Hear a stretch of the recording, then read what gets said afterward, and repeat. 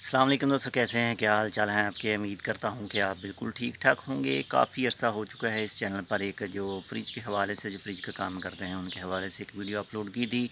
और आज का ये एक छोटा सा व्लॉग है। और इस वक्त मैं मौजूद हूँ एक मज़रा में। और मज़रा तो आप जानते हैं कि जहाँ पर ओमान के अंदर जो इस वक्त गर्मी की हालात हैं, गर्मी के हालात हैं, वो जो डिग्री सेल्सियस है वो 49 के करीब कुछ इलाकों में, और कुछ इलाकों में 44 के करीब, और मुख्तलिफ इसी तरह के जो मुख्तलिफ इलाकों में इस वक्त जो गर्मी की हद है वो काफ़ी ज़्यादा हो चुकी है। और अगर ऐसा माहौल कहीं पर मिल जाए, ठंडी हवा, साए, और साथ में बिल्कुल जो फ्रेश खजूरें, डेट्स वगैरह हैं वो सब फ्रेश और कुछ ये जो इलाके होते हैं यहाँ पर, ये मज़रे हैं, तो ये आबाद हैं और यहाँ पर मौसम भी काफ़ी अच्छा होता है। और इनका एक साथ में एक पानी का सिस्टम है, उस पानी के सिस्टम के बेस के ऊपर ये सब जो मज़रे वगैरह हैं वो होते हैं। यहाँ पर मैं आपको दिखाता हूँ मुख्तलिफ़ किस्म के, यहाँ पर जो बकरी वगैरह को, भैंस, जो गाय वगैरह को चारा भी लगाया है उसे डालने के लिए, तो ये पानी के बेस पर ही होते हैं। तो पानी मैं आपको दिखाता हूँ कि इनका जो पानी का सिस्टम है वो कैसा है। और यहाँ जो पानी का सिस्टम है ये फ्लज सिस्टम है, इसको फ्लज कहते हैं। और ये जो कुदरती तौर पर पहाड़ों से पानी निकलता है वो होता है, और आगे फिर ओमानियों ने जो बनाए हैं उसको फ्लज कहते हैं। और उस फ्लज में पानी जो है वो अलातूल जो है वो चलता रहता है। अभी आपको मैं फ्लज सिस्टम जो है, फ्लज में पानी है वो दिखाता हूँ। हाँ जी, तो ये है फ्लज सिस्टम, जो पानी इसमें बहता ही रहता है। लेकिन ये जितनी जितनी ज़मीन, जितने जो मज़रे जिन लोगों के भी जितना जितना हिस्सा है, उनको उस हिसाब से, उस टाइम के हिसाब से जो पानी है वो दिया जाता है। अगर किसी का जितनी ज़्यादा जगह है उसको उसी हिसाब से जो पानी मिलता है।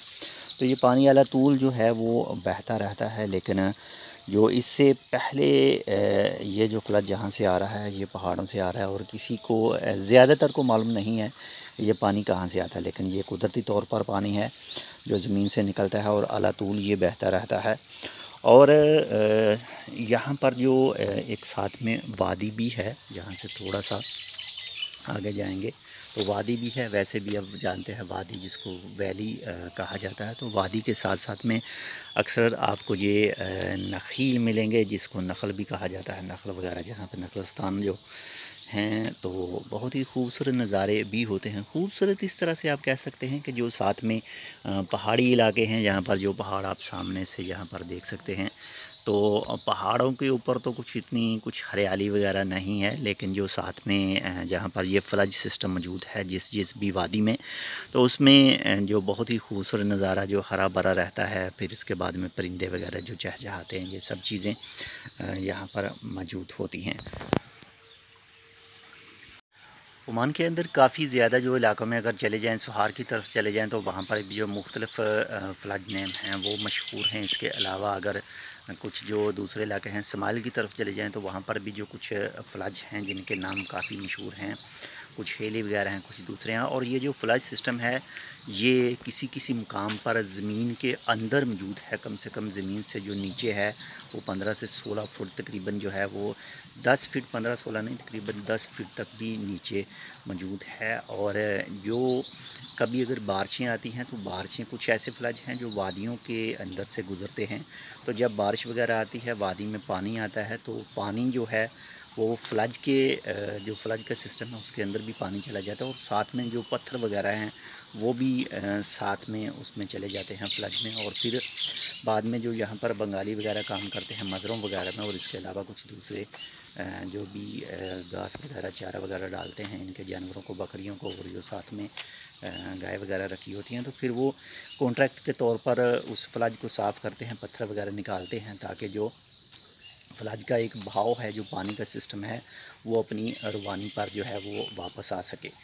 तो मैं इस वक्त जो मौजूद हूँ, ये इलाका है बिदबिद का। बिदबिद के इलाके से थोड़ा सा अंदर एक दूसरा पहाड़ी इलाका है, वहाँ पर मौजूद हूँ। और यहाँ पर लोगों ने ख़ुद जो है वो ज़मीन के अंदर बोर वगैरह, जिसको तवी, जो हमारे यहाँ खुई जिसको बोलते हैं, तो वो भी करवाई, वो भी बना कर रखते हैं। उससे भी पानी हासिल करते हैं। लेकिन ये जो फ्लज का पानी है, एक तो فل گرمی بھی ہے تو تب بھی نہانے کے لیے کافی اچھا رہتا ہے، کافی ٹھنڈا رہتا ہے۔ ویسے بھی اگر عمان میں جو گرمی کافی زیادہ ہے تو جو حکومت کی طرف سے پانی آتا ہے سپلائی کا، تو جیسے ہی وہ ٹینکی میں پانی رہے گا تو 1 سے 2 گھنٹے کے بعد میں وہ پانی بہت زیادہ گرم ہو جاتا ہے، لیکن جو فلج کا پانی ہے یہ بہت ہی زبردست رہتا ہے نہانے کے لیے، ٹھنڈا سا اور بہت ہی زبردست قسم کا۔ تو یہاں کی یہ وادی ہے، وادی کے ساتھ ساتھ یہ پورے آپ کو نظر آ رہے ہوں گے جو کھجور کے اور اس کے علاوہ کچھ جو چارہ وغیرہ کے جو چارہ وغیرہ بھی لگا ہوا ہے، کھجور کے درخت بھی ہیں ساتھ میں۔ تو یہ صرف فلج کی وجہ سے ہی ہے، اور وادی وغیرہ میں جو پانی ہے جب بارش آتی ہے تو اس میں وادی میں پانی جو ہے وہ بھی کافی رہتا ہے، اور مختلف جگہ پر جو بارش کا پانی ہے وہ ایک جگہ پر تھما رہتا ہے، رکا رہتا ہے، اور اس میں چھوٹی چھوٹی مچھلیاں وغیرہ بھی ہوتی ہیں، اور یہ سب چیزیں ہم آپ کو دکھائیں گے نیکسٹ ولاگ میں۔